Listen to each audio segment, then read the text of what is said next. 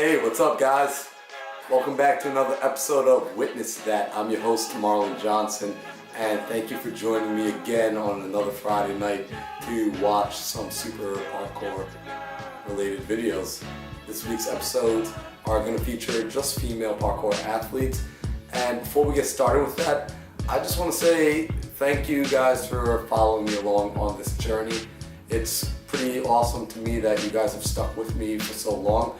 I'm not necessarily your typical YouTube personality that's high energy. I speak kind of slow. I don't really blink a lot, but it's cool that you guys are still joining me here. You guys are still requesting these videos. So big shout out to you for watching this video, and give yourself a pat on the back, give yourself a thumbs up. And I just want to let you know I appreciate you. So let's get started with today's episode. Our first athlete up is Georgia Monroe from the UK. So Georgia is with Parkour Generations. So you already know for a fact that she is all about impact, and she's really passionate when it comes to teaching the discipline of parkour to non-practitioners and introducing movement to everyone's lifestyle. Her technique is unreal. She, as an athlete, is powerful and competent beyond your wildest dreams.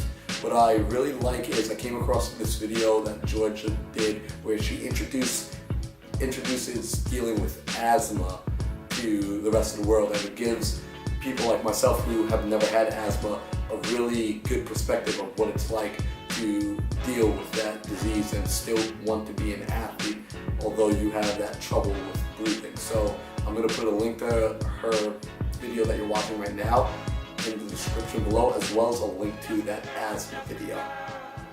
Up next is Nikki Zundisky. I really hope I'm pronouncing your name correctly. Nikki is really awesome. She is a movement coach based out in Jersey City and New York, and she uses her movement to encourage the average person to get Wild Fit.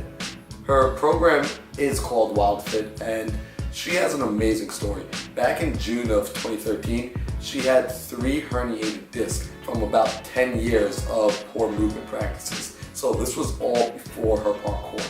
She decided that after being rolled to the hospital in her grandmother's wheelchair that she had enough.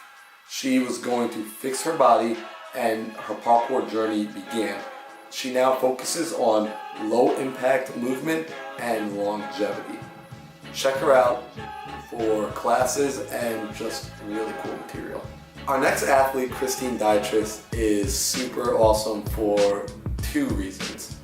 One, her parkour movement is really strong and precise. So you never get that sketch factor that some other athletes will leave you with. You know, it's cool to see someone do a really big trick, but not if I'm cringing the entire time.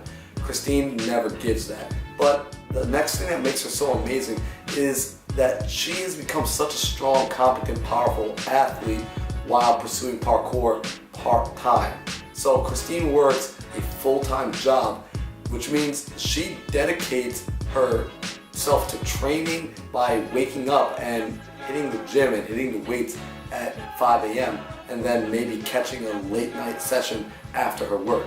And it's not just a job, this is her career. She works a full-time career. So parkour and movement is really being done part-time. And for her to achieve the level of competency that she has with parkour while working at it part-time is nothing short of unbelievable. And that's really showing you what true dedication can make. Okay, so check her out on Instagram, and check out her YouTube page. Another Colorado athlete to mention is Renee Dampley. Renee has done her fair share of traveling throughout 2018, hitting up many of the classic UK spots as well as many spots throughout the US, and going to events like For the Love of Movement and Air Whip. I listened to an interview she did with Brandon Douglas on the Hype Drop podcast, and she definitely has good vibes that are infectious. She is most definitely an athlete that you're going to want to watch out for in the 2019 competition scene.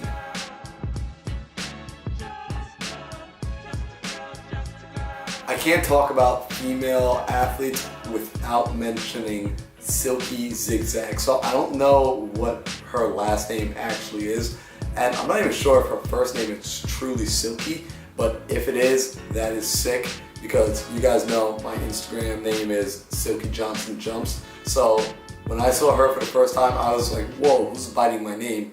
Then I watched her content and I was like, okay, she deserves it. If you've ever watched anything from her, you understand why she is called Silky. Everything she does is silky smooth. I think the reason for this is because of those thief vaults that she does. They basically look like she went to Spain, trained with Volsky and the entire Etcheform Duck team, and just came back as a master of the thief vault. It adds this level of finesse to every line she does.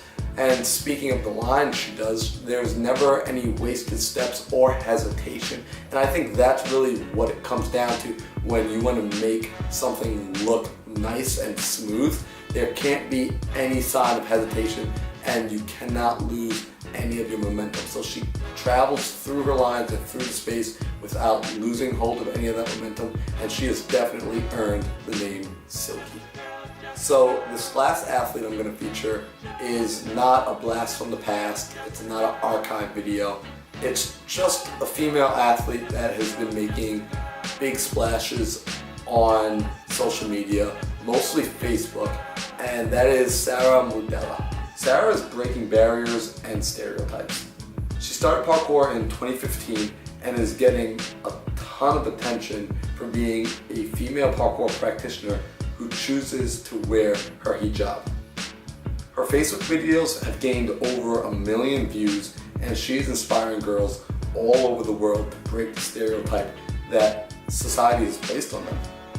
For more on Sarah, check out her videos. I'll put the links in the description below.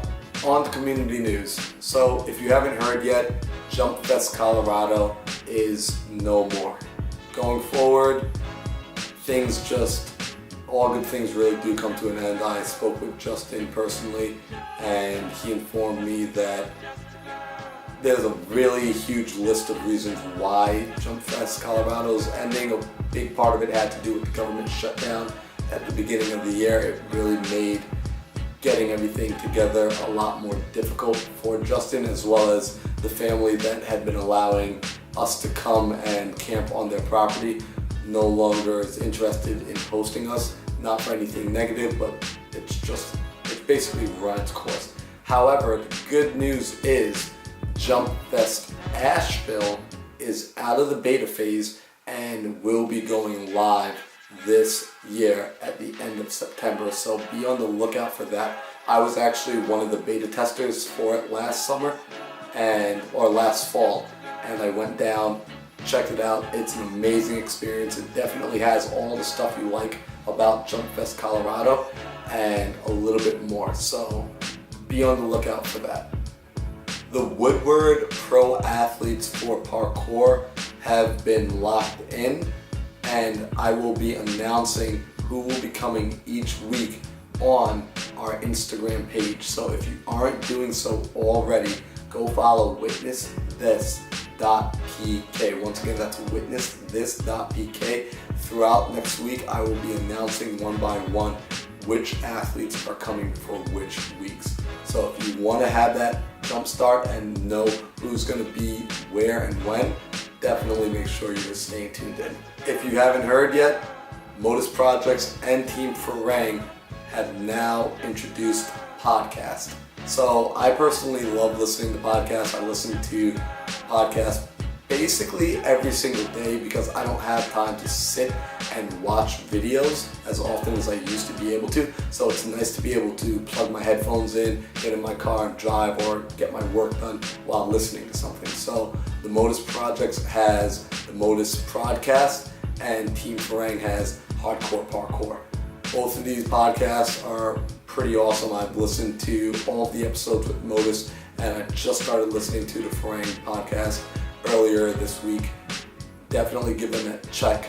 And also, if you didn't know about Brandon Douglas's The Hype Drop podcast, go check that out because he's already put out something like 80 or 90, maybe even more than that, episodes, so there is a ton of content there.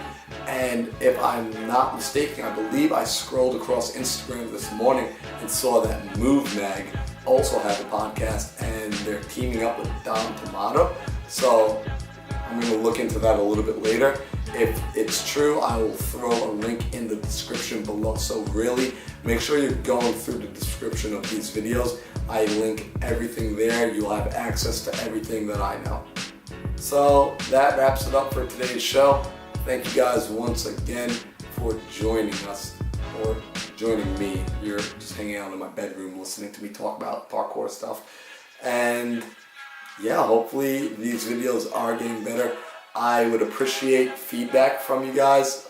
You know, in the past, you guys have given me good advice about having something going on in the background or what I should talk about for the community news section. Feel free to leave a comment down below. I will read through them. Even if sometimes I may not have the time to respond, I do see it, I do read it, and I do think about it and take it into account. So, I love you guys. Go outside, train. The weather's getting nice. I expect you all to be progressing. Peace.